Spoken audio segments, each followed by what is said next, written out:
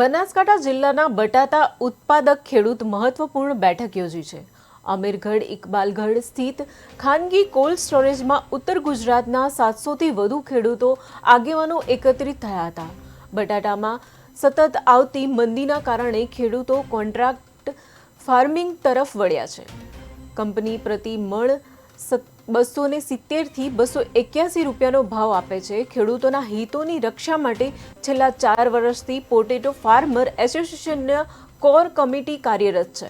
બેઠકમાં ખેડૂતોએ આક્ષેપ કર્યો હતો કે કેટલા લેભાગુ તત્વો કોર ટીમની નુકસાન પહોંચાડવાનો પ્રયાસ કરી રહ્યા છે। આ કારણે કંપનીઓ અને ખેડૂતો વચ્ચે ગેરસમજ ઊભી થઈ શકે છે।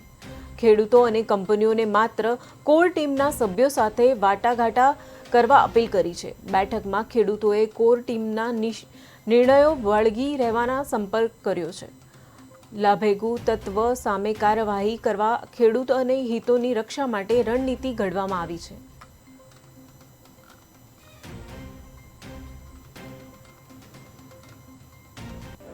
આજે બટાકા પકાવતા કોન્ટ્રાક્ટ ફાર્મિંગ થી જે ખેડૂતો હતા બનાસકાંઠાના એ મળેલા હતા। ઉત્તર ગુજરાતના પણ ઘણા બધા ખેડૂતો આવેલા હતા। અમારી એક જ આદેશ હતો કે જે કોન્ટ્રાક્ટ ફાર્મિંગ થી જે અમે ખેડૂતો પ્રોગ્રામ કરી રહ્યા હતા એમનું અમારું એક એસોસિએશન બનાવેલું છે। એમાં અમે કોર ટીમ નક્કી કરેલી છે અને કોર ટીમ જે આદેશ કરે એના અનુસંધાને કંપનીઓ એમની સાથે બેઠક કરી અને એના અનુસંધાને અમે તમામ ખેડૂતો પ્રોગ્રામ કરતા રહેલા છે। પણ લેભાગુ તત્વો દ્વારા ગુજરાતની અંદરથી અમુક તત્વો દ્વારા આ સંગઠન તોડવાનું ષડયંત્ર રચેલું હતું। એટલે અમે તમામ ખેડૂતો એકઠા થઈ અને અમારી જે જૂની જે કોર ટીમ અત્યારે કાર્યરત છે એને તમામ જવાબદારી આપેલી છે અને એ જે નક્કી કરશે એના અનુસંધાને અમે તમામ ખેડૂતો પ્રોગ્રામ કરવાના છે।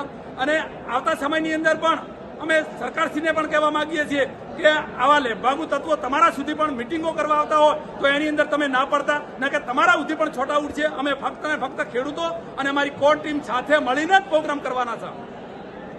ખેડૂતો દ્વારા એક આજે આયોજન કરવામાં આવ્યું હતું અને જે આયોજનના ભાગરૂપે અમે અમીરગઢ તાલુકાના લક્ષ્મીપુરા ખાતે વીર કોલ્ડ સ્ટોરેજમાં મિટિંગ આયોજન કર્યું છે।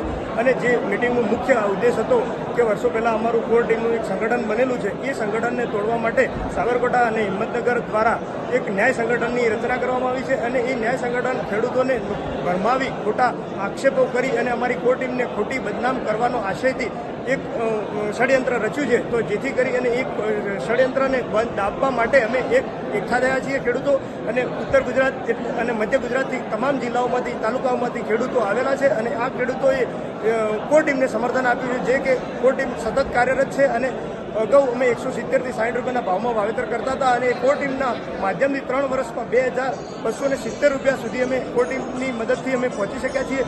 પણ આવનારા સમયમાં જો આ ન્યાય સંગઠન વચ્ચે દખલગીરી કરશે તો આ ખેડૂતોને પણ ભારે નુકસાન થઈ શકે છે। જેવું કે નુકસાનમાં એવું કે ટાંટિયા ખેંચવાની તાણ ચાલુ થઈ છે તો ખેડૂતોને નુકસાન એવું પહોંચે છે કે ભાવની દ્રષ્ટિએ કપાતની દ્રષ્ટિએ જે પણ અંદરો અંદર કોમ્પ્રોમાઇઝ થતું નથી। જેથી કરી અને કોર ટીમ કંપની સાથે બેસવા જાય છે એટલે એ તરત જ વિરોધ કરવાનું ચાલુ કરે છે અને ખેડૂતોને અવળા માર્ગે દોરે છે। જેથી કરી અને ખેડૂતોએ એકઠા થઈ અને આજે નિર્ણય લીધો છે કે આપણે જે પણ કોર ટીમ કરશે કંપનીઓ સાથે બેસી અને કંપની જે પણ ભાવ આપશે એ પણ પરંતુ કોર ટીમની સાથે રહી અને અમે આનું સમર્થન કરીએ છીએ।